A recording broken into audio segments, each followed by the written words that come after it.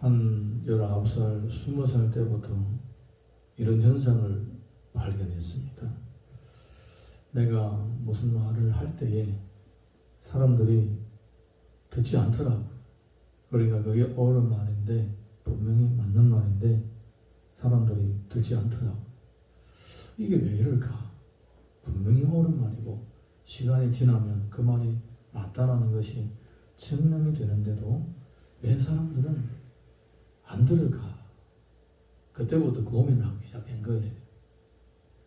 또 이제 얼마 안 돼서 또 예수님을 믿고 또 이렇게 사역도 시작을 했는데, 심지어 성경의 말씀, 하나님의 말씀을 증거하는데도 전혀 관심이 없는 것입니다. 안 듣는 거예요.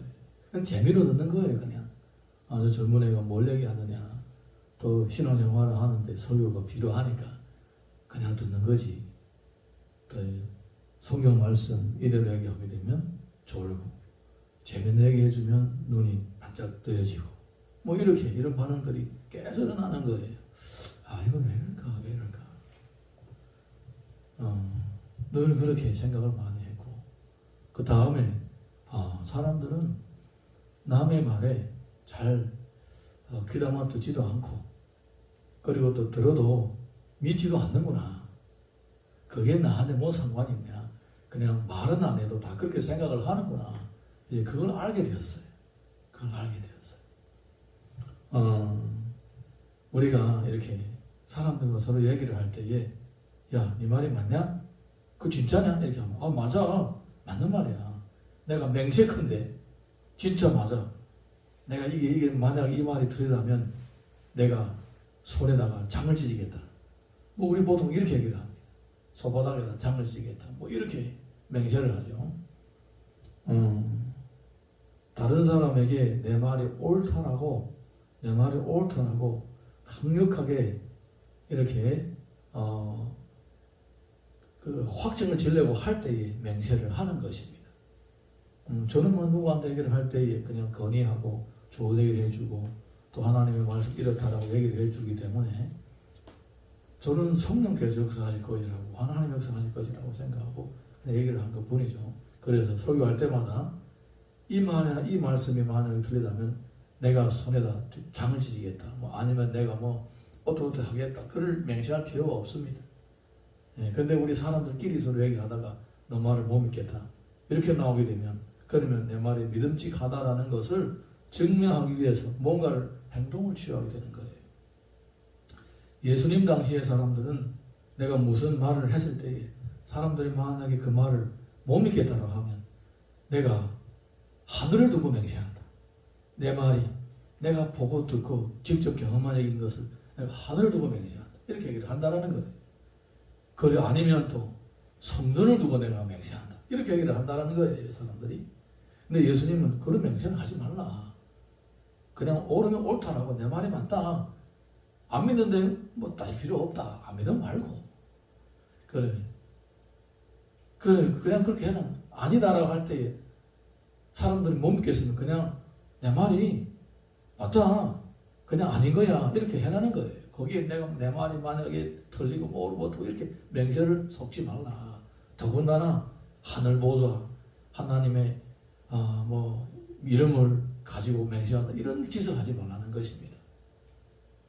한 사람이 다른 사람에게 신뢰감을 주고 그 사람의 입의 말까지도 믿게 할 필요가 없습니다.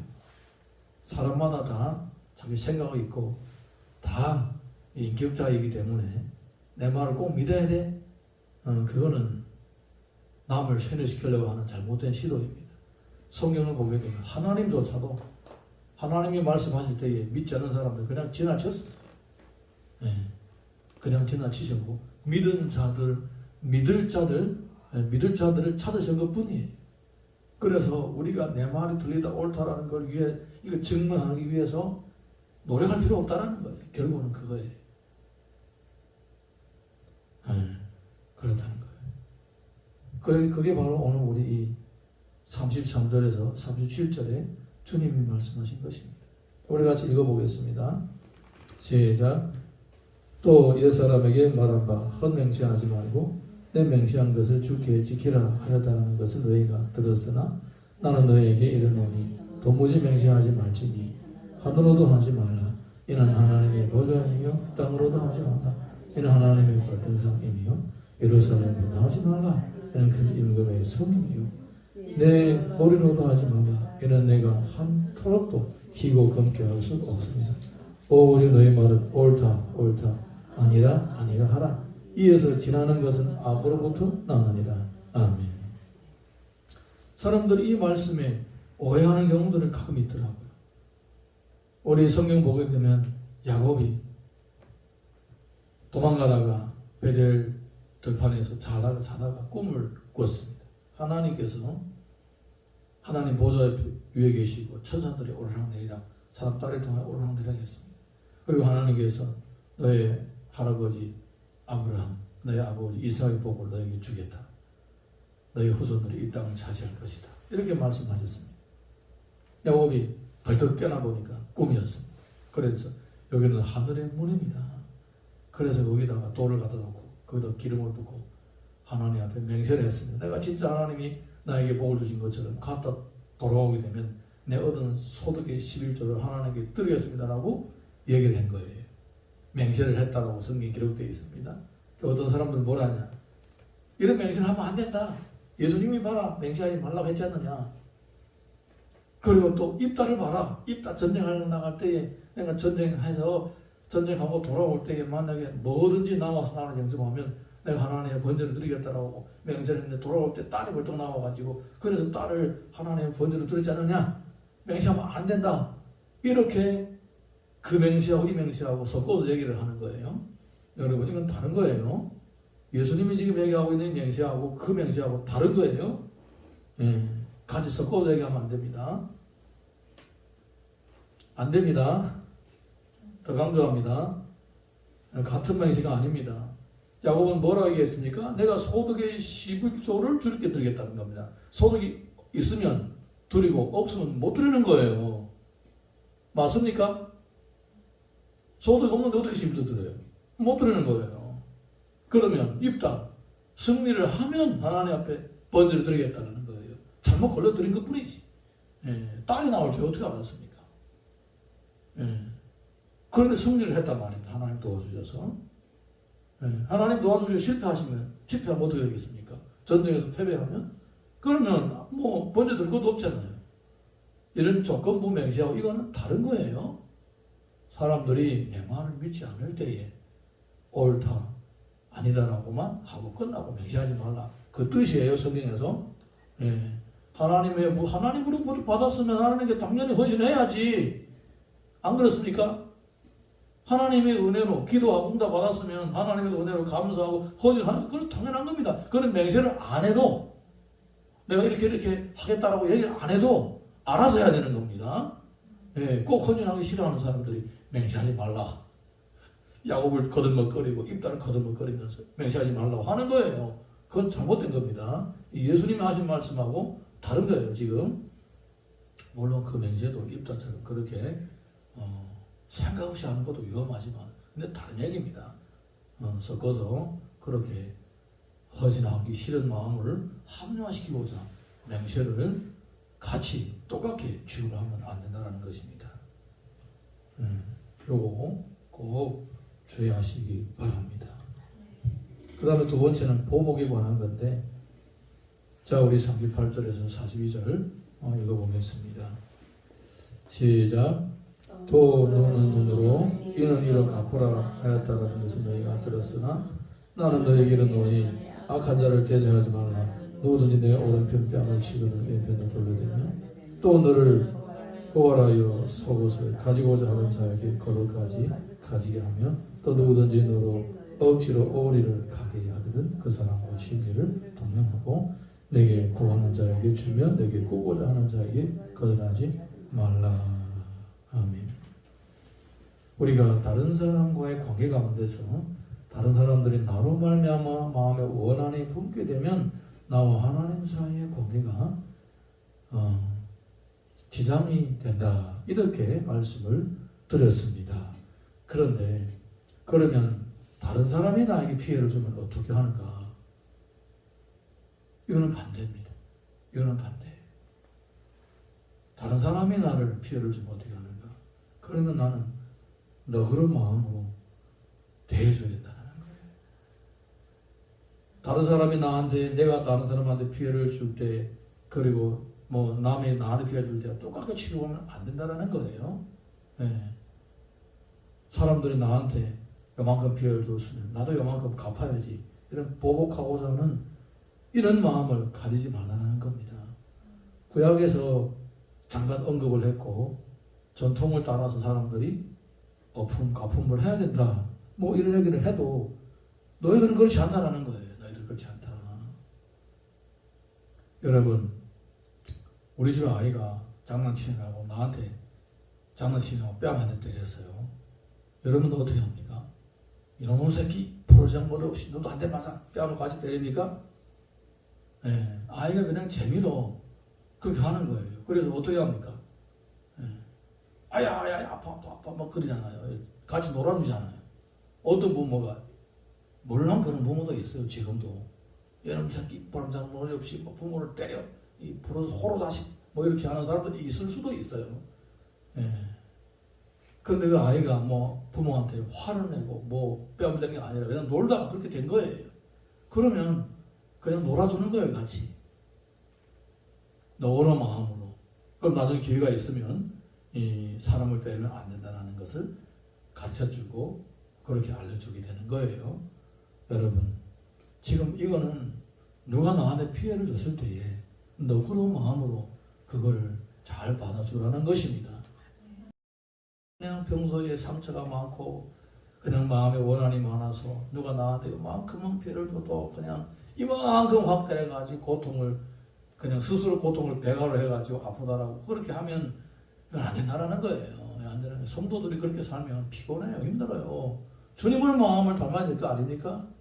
더군다나 제자로서 살아가야 할 사람들이, 예수님의 제자로서 살아가야 할 사람들이 더군다나 너그러운 마음이 필요한 거예요. 주님의 마음이 바로 너그러운 마음이고 그게 바로 부모의 마음입니다. 예, 그래서 우리가 주의 마음을 이해를 하고 나한테 피해를 준 사람은 너그럽게 생각을 하고, 내가 남에게 피해를 줬으면 빨리 그걸 풀고 이렇게 제자로서의 이 자기 관리를 잘 할 수 있기를 주님 이름으로 축복합니다. 자, 우리 이어서 43절에서 48절 읽어봅니다. 시작. 또 내 옷을 사랑하고 내 원수를 미워하라 하였다라는 것을 너희가 들었으나 나는 너희에게 이르노니 너희 원수를 사랑하며 너희를 박해하는 자를 위하여 기도하라. 이같이 한즉 하늘에 계신 너희 아버지의 아들이 되리니 이는 하나님의 그 해를 악인과 선인에게 비주시며 이를 의로운 자와 불의한 자에게 내어 주시니라. 너희가 너희의 사랑하는 자를 사랑하면 무슨 상이 있으리요? 서로 같이 아니하느냐? 또 너희가 너희 형제에게만 보는하면 남보다 더하는 것이 무엇이냐? 이방인들 너희가 같이 아니하냐? 그러므로 하늘에 계신 너희 아버지의 온전하시고 같이 너희로 온전하라. 아멘.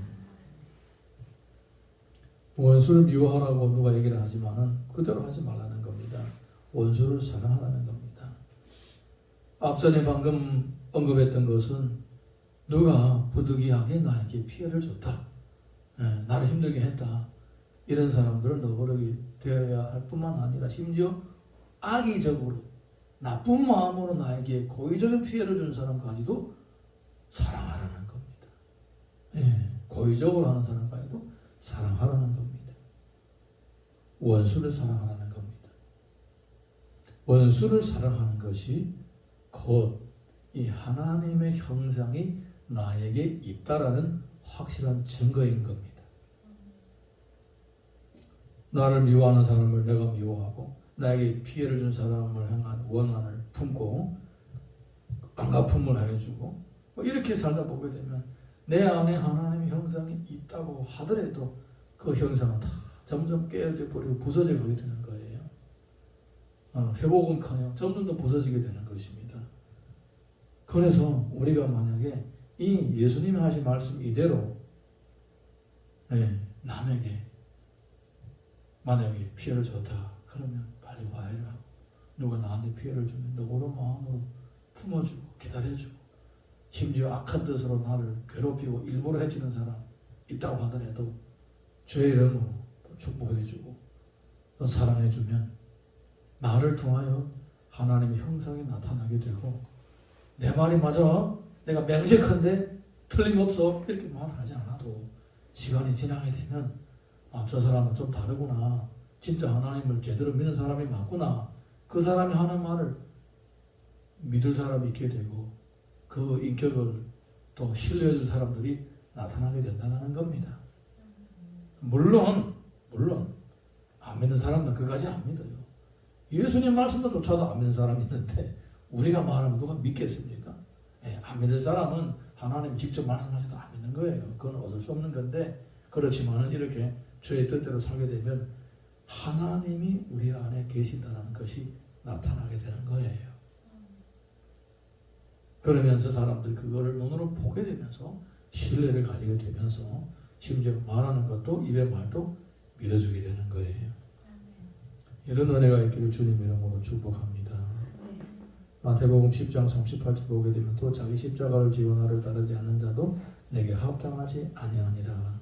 누가복음 9장 23절 보게 되면 또 무리에게 이르시되 아무든지 나를 따라오려거든 자기를 부인하고 날마다 제 십자가를 지고 나를 따를 것이니라. 주님은 제자들에게 간절히 요구하는 것이 있으십니다. 그거는 바로 하나님을 닮아가는 것이고 주님의 가신 길을 가는 것을 원하는 겁니다. 우리의 믿음의 수준이 어디서 결정되느냐? 나의 신앙이 출발점에서 결정이 되는 거예요. 나는 어떻게 신앙생활을 할 것인가? 나는 예수 그리스도를 닮아가는 것을 인생의 목표로 삼을 것인가? 아니면 그냥 평생 잘고 잘 사는데 내 인생의 목표를 두고 신앙생활 할 것인가? 이거는 출발점부터 다른 거예요.